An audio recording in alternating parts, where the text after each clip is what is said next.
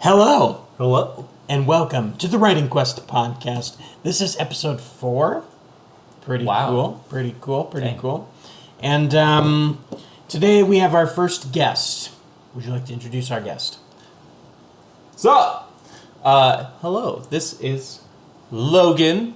He is our brother and combatant in arms. I don't know.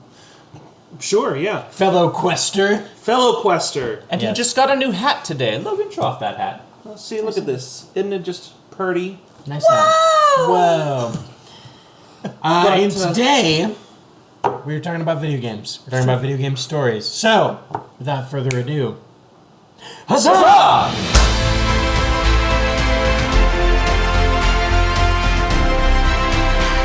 All right, so welcome to the Writing Quest podcast. Thank you for having me. I'm super excited. Awesome. We are too. You're on the new set, which is good. I helped put it together a tiny bit. Yeah. It looks great. Yeah, I love it. I think it's awesome. Yeah. So, today we're talking about writing stories for video games, and Logan is an avid video game player. And so, we got a couple of questions for you. First thing, right off the bat, top 3 favorite video games. Top 3 favorite video games of all time. Probably Legend of Zelda: Ocarina of Time.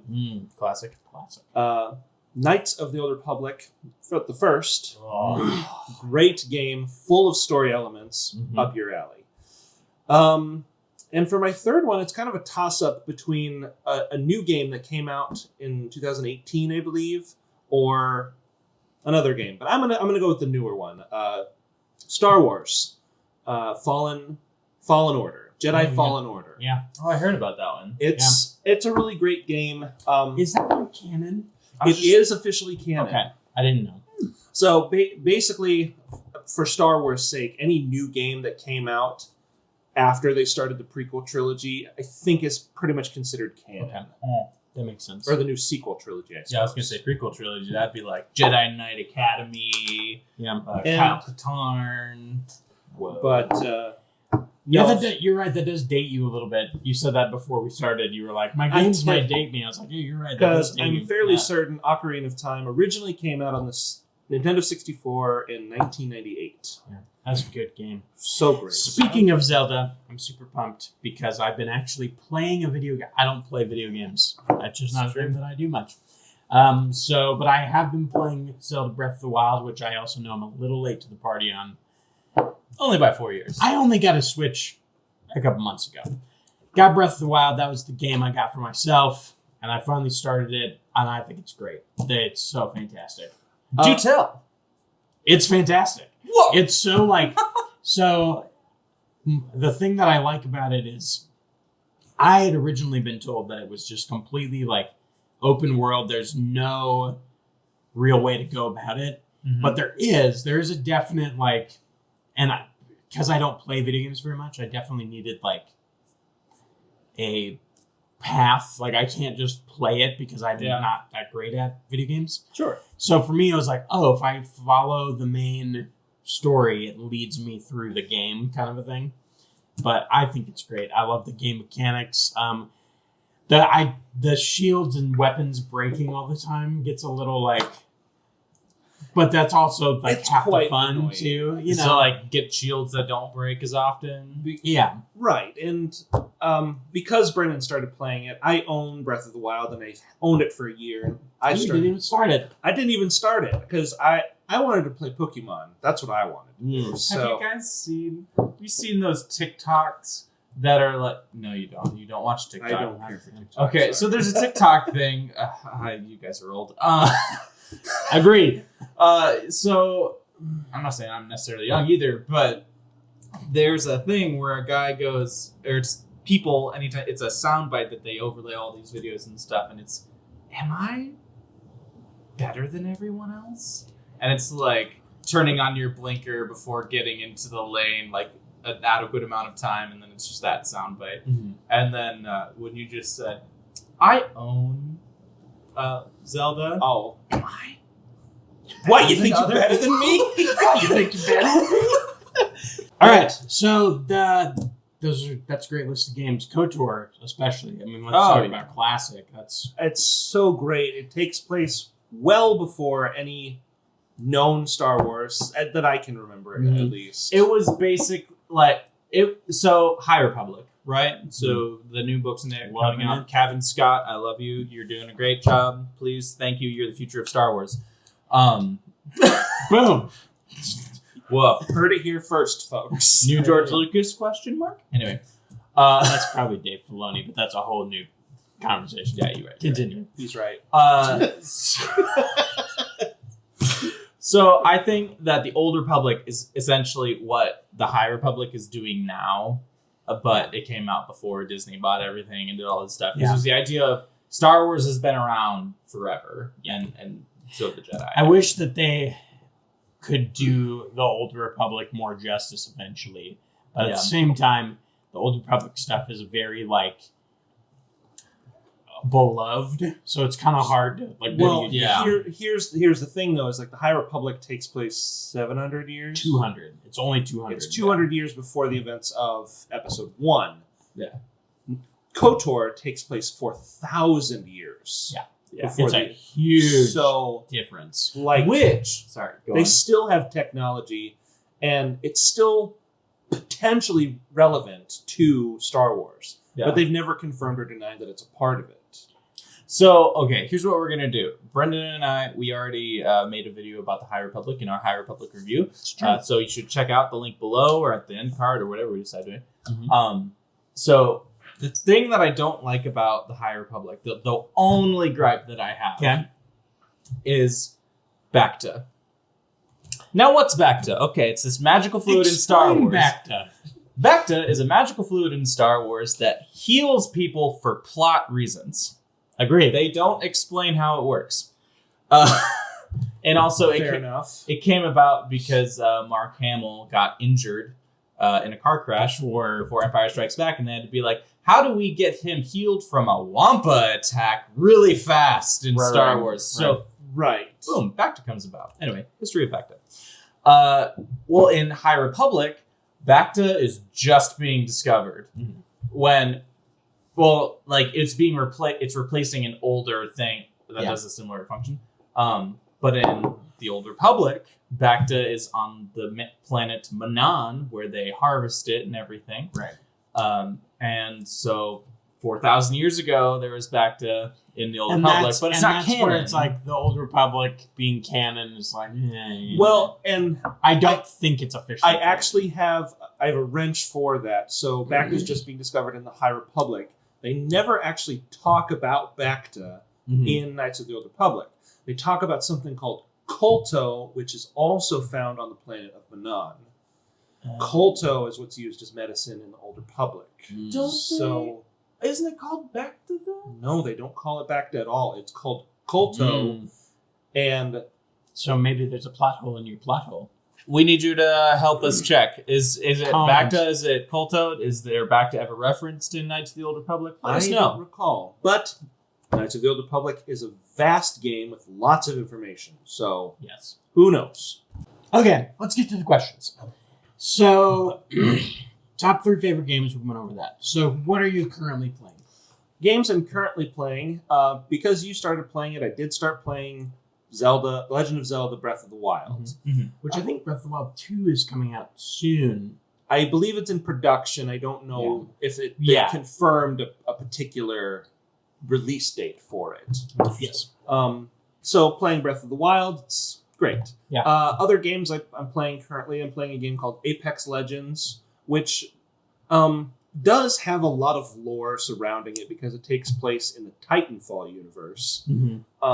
But it takes place, it mentions none of the characters from the Titanfall universe or from the Titanfall game specifically, because Apex Legends is a battle royale style game where you jump into a squad with 2 other people, you pick a character, and last squad standing. So there's not really a lot of story. It's just it's mostly just a multiplayer shoot 'em up, like Fortnite type thing. Yeah, like Fortnite. Although I would say it is distinctly better than Fortnite ever will be. Those might be fighting words. People love Fortnite. I know people love Fortnite. I've played Fortnite. I don't like Fortnite.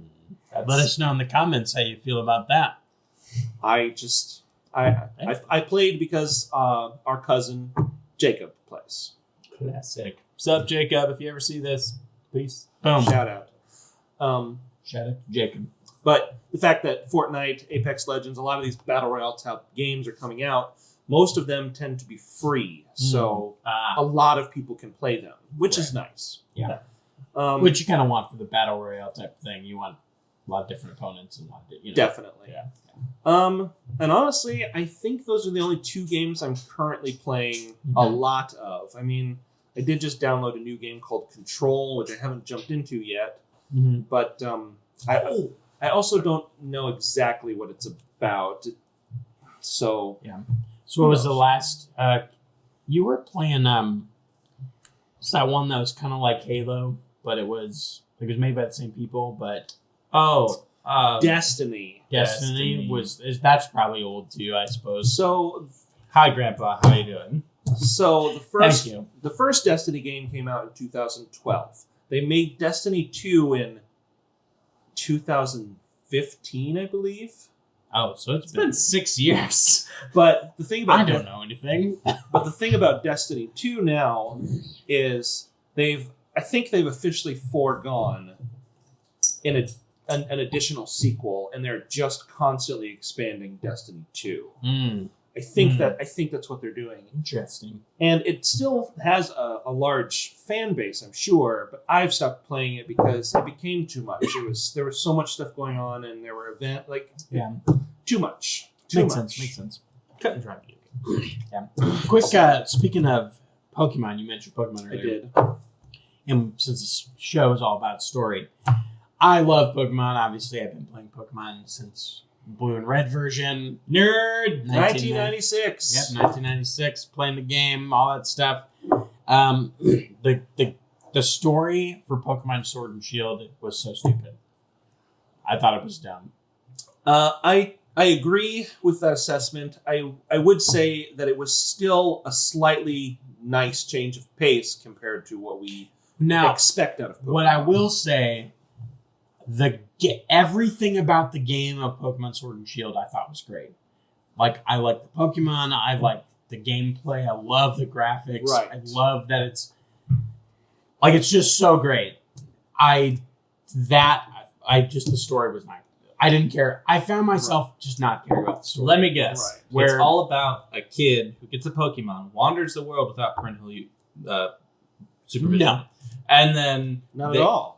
No, I'm kidding. And then there's an inexplicable team of semi-adults that are either stealing Pokemon or plotting the end of the world for monetary gain. False. Very false. Whoa! So breaking the mold, Pokemon. That's what I mean. They broke the mold a little bit. They made a story where the main villain... I mean, I expected it to be the main villain. Yeah. But I also wasn't expecting that in particular. I expected, they had Team Rocket, they had Team Rocket again, and Ruby Sapphire. Ruby Sapphire had Aqua Magma. Each game, it's kept being the same type of. But Sword and Shield set itself apart. They still had a team, but they were useless. So they broke the mold. Therefore, it's a dumb game. No. I think the game is great. I just didn't care about the story. So gameplay came together. Story was the only actually thing from it that gameplay wise that I didn't like, and the only reason I didn't like it is because I'm so old school. Sure, is the EXP share, and the only reason is because it just made the game so easy. I found myself only using one Pokemon because my other Pokemon just kept staying the same level. So you didn't in the original game. You had to grind. You had to you had to work really hard. I killed 17 seagulls. Interesting fact, if you will. Sword and Shield had an EXP share that was permanent. You couldn't turn it off. A lot of people hated it, at least amongst the Pokemon community. Hated it. The EXP share has been around since Game 1, and in Game 1, it functioned exactly the same as Sword and Shield, but you could turn it on and off. Well, it was the Really? No. Yes. No. But like it wasn't the same amount of experience. Like your initial Pokemon got a lot of XP, and all the rest of them in the party. It was an item. You had to give the EXP share to a Pokemon. No. That was 2 to 7. That was what it was. In 1, it was a party EXP share. Oh, that's true. It was a party EXP. It was the same thing. Yeah. But it was an item. But it was an item, and you could turn it on and off. Can I break your guys' brains really quick? Whoa. I have never played a first-gen Pokemon game.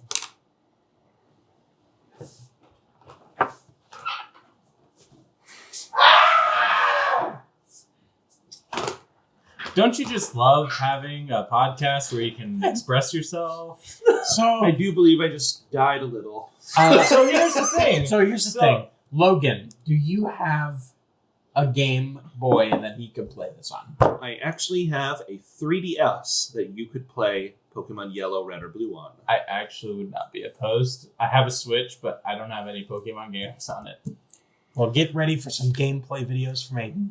Da da da da da da da. Oh man! Da, da, da, So da, my nephew's been in town and they've been playing a lot of Pokemon Shield and stuff, and he knows that Red and Blue exists, but he keeps saying he's probably going to listen to this. So what's up?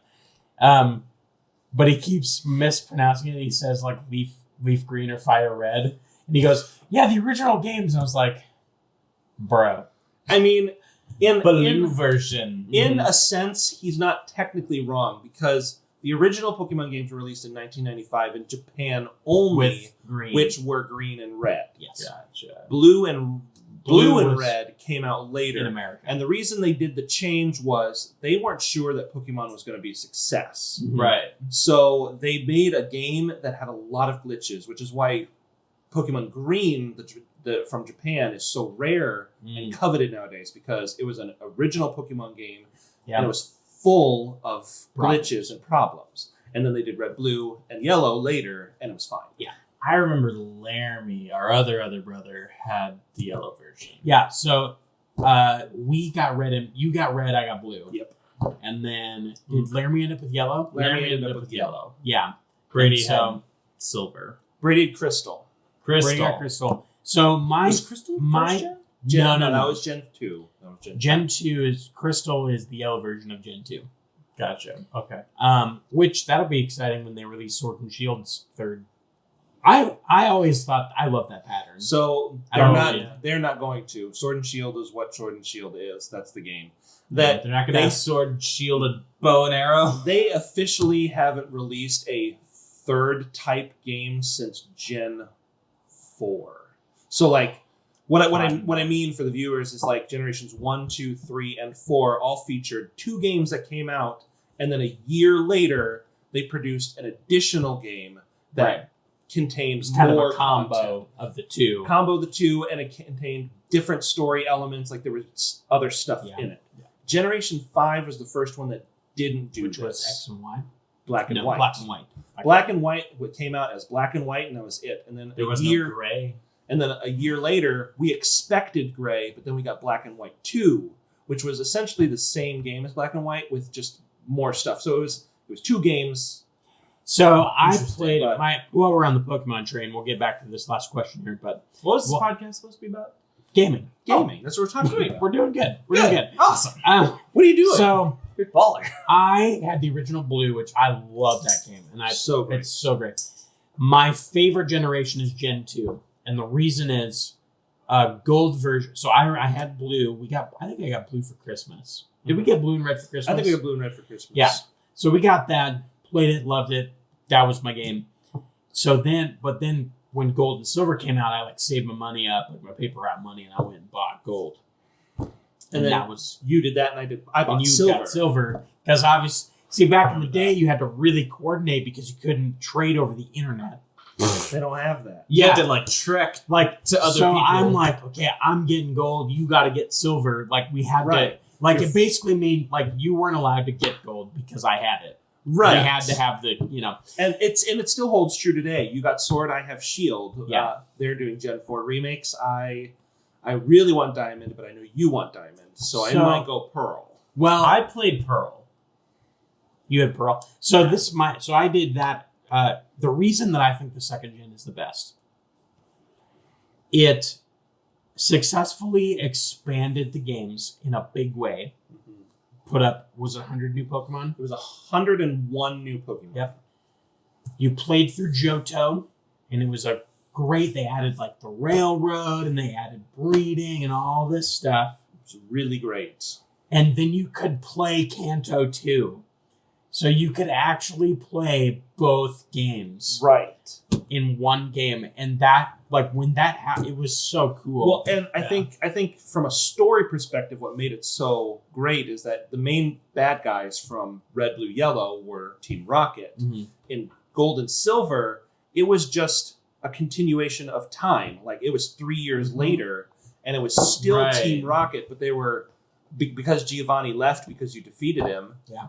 like, Team Rocket was in disarray. And so, like, you Yeah. could, like, I think that's why I think story it's the only Pokemon story that's just a true sequel right. Yeah. to the previous games.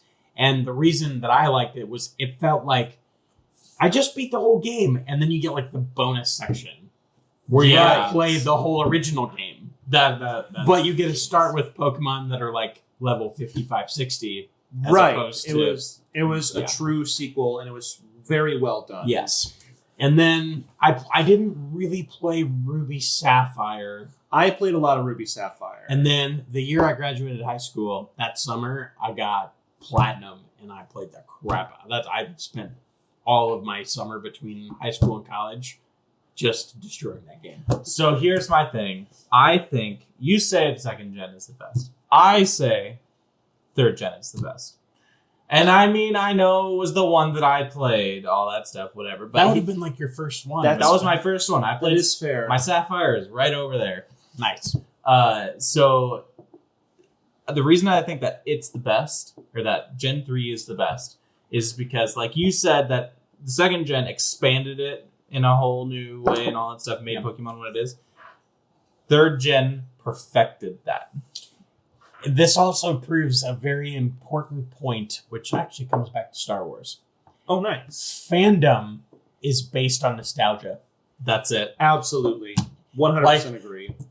Pokemon, you're like, the best game's Ruby Sapphire. To me, that's like the worst generation. So here's but I I didn't play that one. I grew up with the other two. I'm going to actually pseudo agree with him. I will agree that 2 might have been the best expansion, true sequel. Mm-hmm. But because of Ruby Sapphire, because there were difficulties trading from Gold, Silver, Red, Blue into the Game Boy Advanced, because it was Game Boy Color to Game Boy Advanced, Right. they made Fire Red, Leaf Green, which were remakes of the original game. Mm. So I think that might have been a really great moment. Like, Fire Red, Leaf Green was the epitome of what Pokemon became at that point. In Fire Red Leaf Green, can you play Johto too?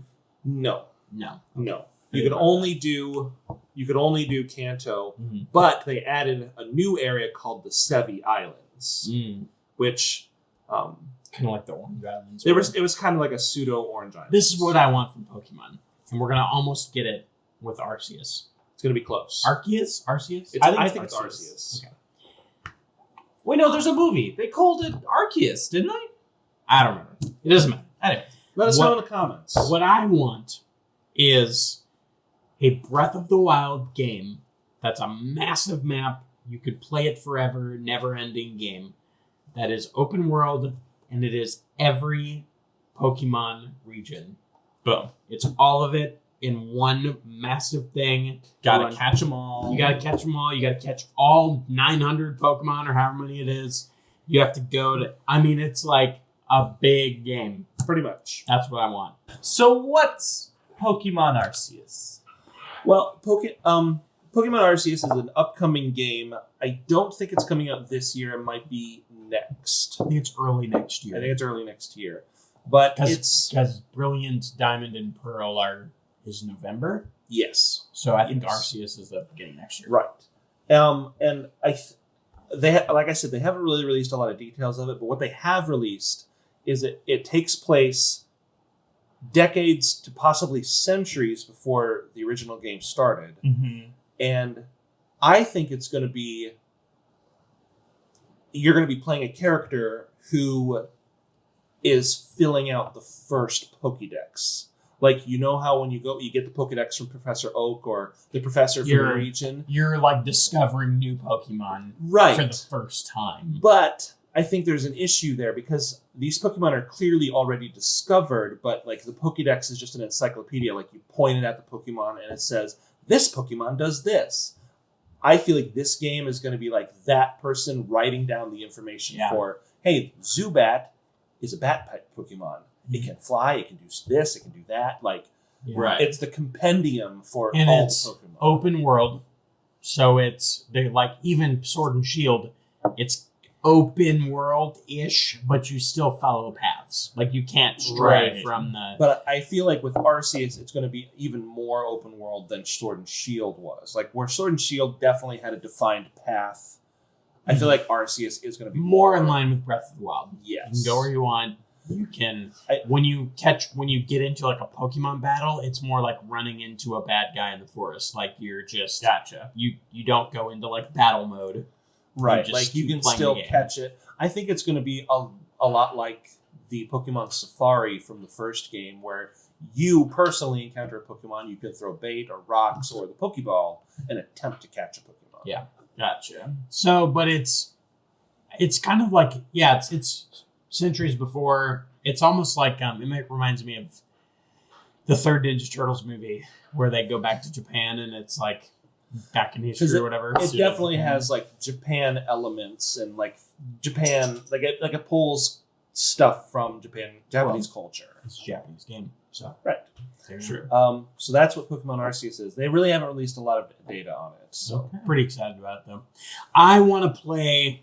I've been itching to since playing Sword and Shield because I never played anything from Black and White to Sword and Shield. So that's everything in the middle. I never played Sun and Moon, X, Y, none of that. Did you not play 3 though? I played 3. I played 1, 2, 3. 3 I kind of skipped.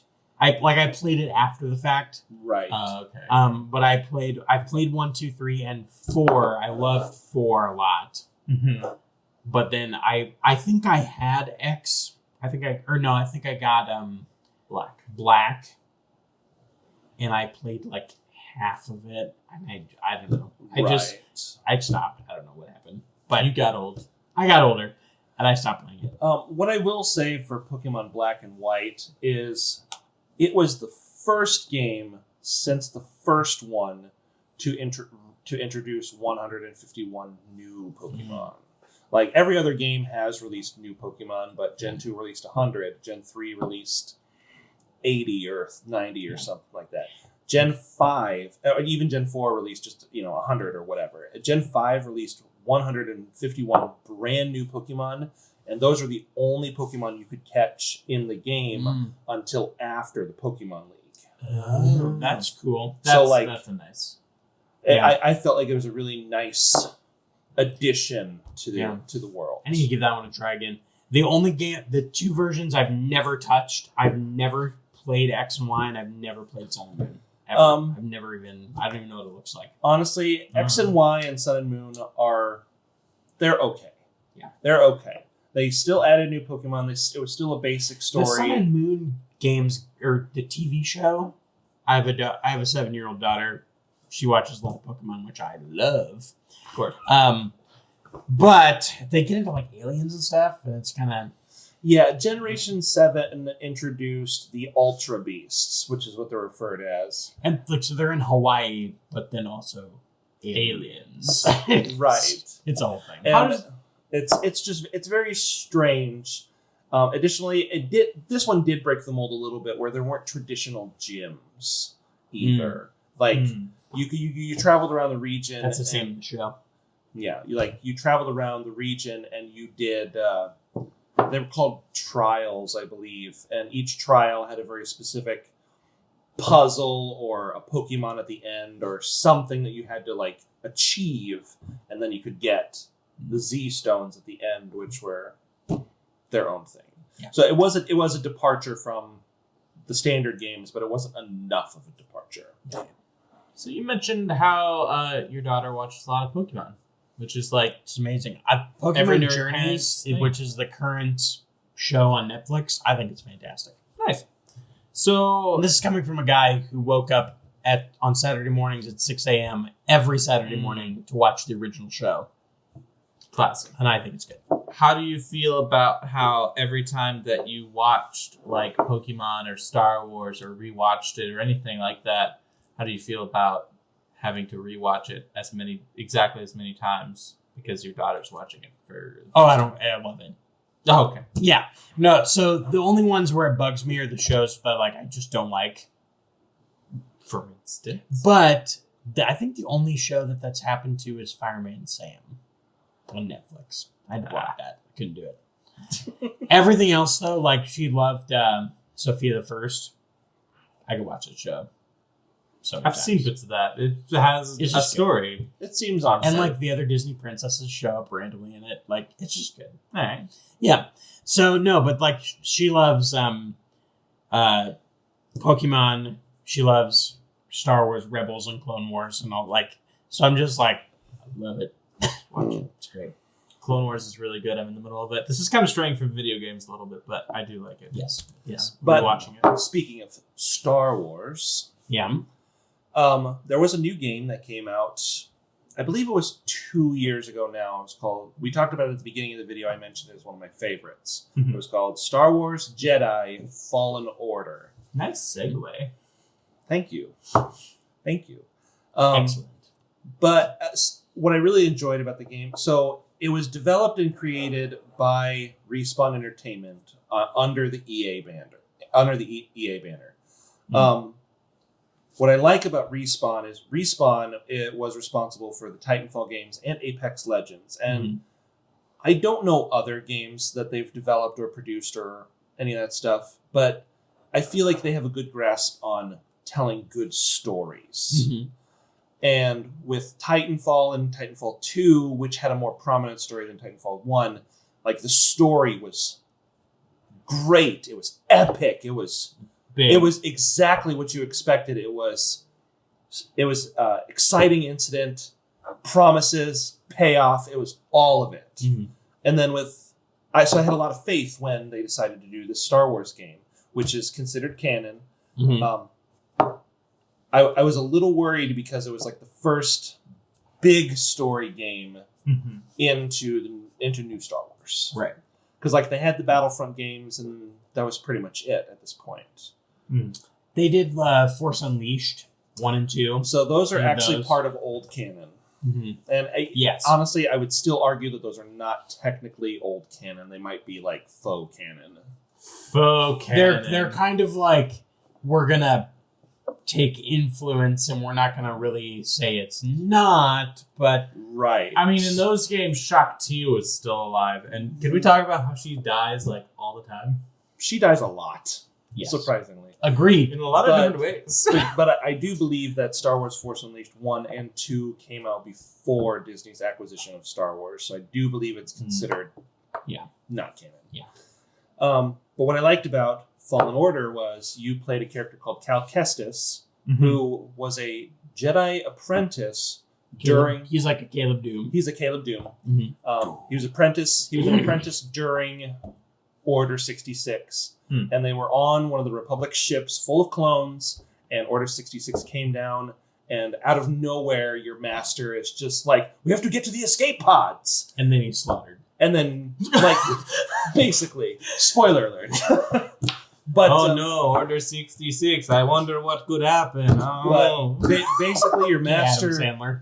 Basically, you're in the middle of a training session when it all goes down, and so your master is just like, you have to get to the escape pod, and he opens up a thing so that you can escape through the bowels of the ship instead of the main passageways. Sounds like a nice tutorial sequence. Actually, this takes place late game.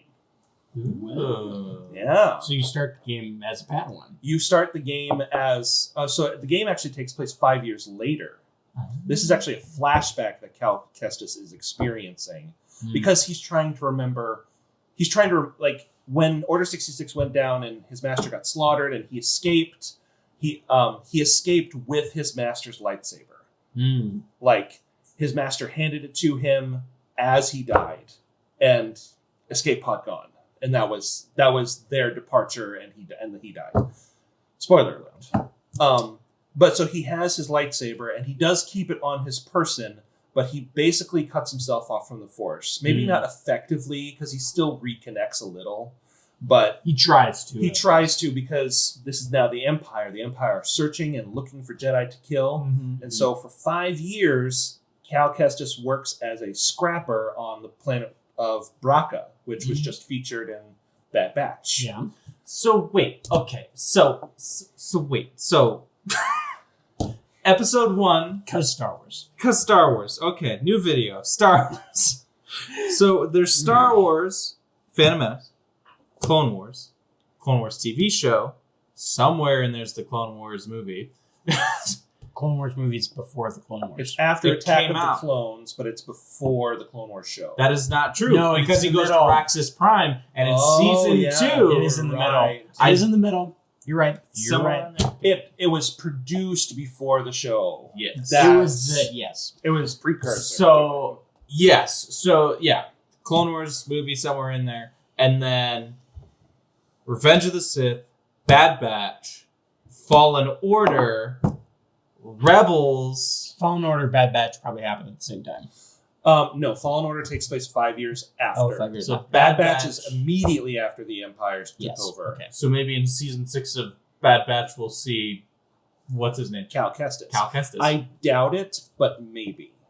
And then so that's what. And then it goes Rebels, and then it goes Solo. And then it goes Rogue One, and then it goes Star Wars: A New Hope, and then it goes Empire Strikes Back, Yes. and then Return of the Jedi, and then that's it. Oh, and then Mandalorian. Mandalorian. There we That's- Mandalorian it. is the end of time. go. That's it. But what I really liked what they did with Fallen Order. Like it filled in a small space of time in Nice. between 3 and 4, and it followed a really compelling character who, like, you start out on Braca and you're a scrapper. You're trying to scrap all of these Republic ships and try to reutilize some of the materials from it so they can make the Star Destroyers. Yeah. And so you and your friend Prof, I believe his name is. Like you- a professor. I was just thinking. But not spelled like professor, more like Prauf. Okay. Prof. Star Anyway, Wars. he's an alien. He alien. He's an alien. But so it's you and him, and you're tasked with doing doing something, and in order to get there, you have to start using the game mechanics, which involve climbing things and just being you, I suppose. But like it introduces the world very well, and then while you're attempting to do this thing, they are talking like about what it was like being under the Empire's rule. Like, because this is 5 years later now, a lot of people are realizing that, Empire's not so good. Yeah. And so the two of them are just like, man, the Empire sucks. But do you think everything that happened with the Jedi was true? And Cal Kestis knows this, but Prof he's oblivious. He has no idea. But then an accident.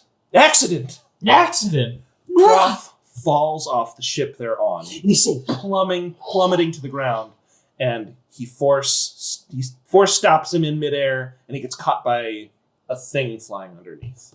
And that was Prof's first experience with the Force, and like later they're talking about it. It's like, dude, was that the Force? And he's like, yeah, don't talk about it. That was pretty much it. And then the very next thing, he talks about it. no, he doesn't talk about it. Oh, good He enough, says, Prof. I will keep your secret for you. Because, like, there's a reward for missing Jedi at this point. Right. Yeah. There's a reward.